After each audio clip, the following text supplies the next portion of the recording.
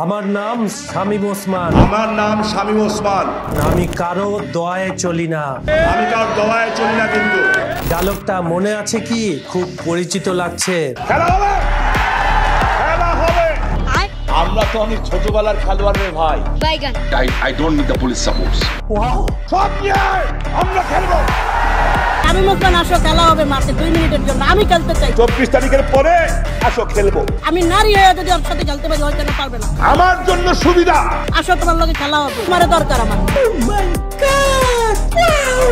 বাংলাদেশের রাজনীতির আলোচিত, সমালোচিত আর ভয়ঙ্কর এক নারায়ণগঞ্জের শাসক, এক গডফাদার শামীম ওসমান। পৃথিবীর কোনো শক্তি নাই যে শামীম ওসমানকে গ্রেফতার করে। মৃত্যুর সাথে অ্যাপয়েন্টমেন্ট নিয়ে রাস্তায় নামবো। তিনি শুধু একজন সাংসদ ছিলেন না, ছিলেন প্রশাসনের ভয়ের কারণ। অনেক সময় নিজ দলের নেতা কর্মীদেরও আতঙ্ক। একটু অতীত থেকে ঘুরে আসি। আপা গ্রেফতার হবো তো দয়া তো দেখিয়েছি, আর কত দয়া দেখাবো। 2001 সালের আগে জেলা পুলিশের কাছে যত অস্ত্র ছিল, শামীম ওসমানের কাছে ছিল তার চেয়েও বেশি অস্ত্র।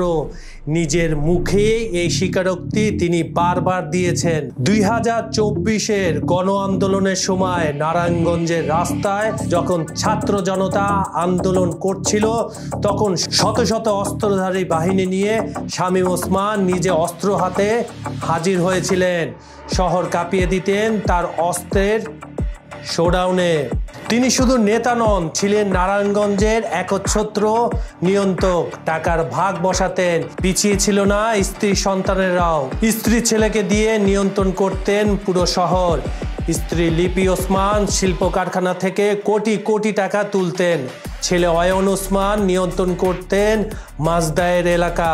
আর ভাতিজা আজমেরি ওসমান, তার কথা তো না বললেই নয়। তিনি তো ছিলেন নারায়ণগঞ্জের কুখ্যাত চরিত্রবান। ত্বকী ঘটনা, সাংবাদিক নিপীড়ন, তুলে নিয়ে যাওয়া সবকিছুর অভিযোগ সেই আজমিরের নামেই উঠে এসেছে। শামীম ওসমান ছিলেন রাজনীতির ডুবন্ত জনপদের এক নেতা। বছরের পর বছর জলাবদ্ধতা, অসহনীয় দুর্ভোগ, কিন্তু উন্নয়ন শুধু বক্তৃতা আর কাগজে কলমে সীমাবদ্ধ ছিল। নারায়ণগঞ্জ উন্নয়নের নামে যত ফান্ড যেত, তার কোনোদিন সদ্ব্যবহার তিনি করেননি, তুলেছেন নিজের পকেটে। বিগত সরকারের আমলে ফুলে ফেপে উঠলেন কোটি কোটি টাকার মালিক।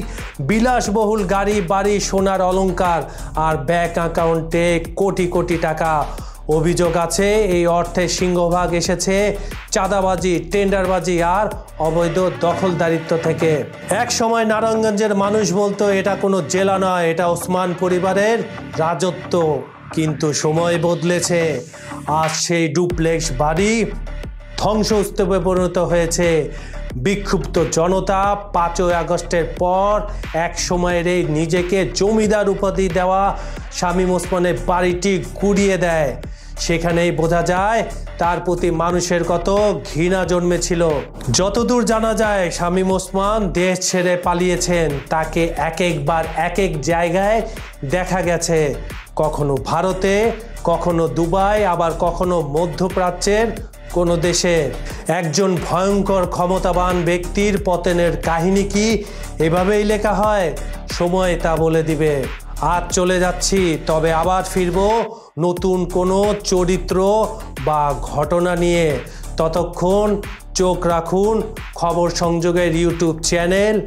নিরাপদে থাকুন, সাবধানে থাকুন, কারণ আপনার চারপাশেই ঘটে যাচ্ছে ভয়ঙ্কর যত সব ঘটনা।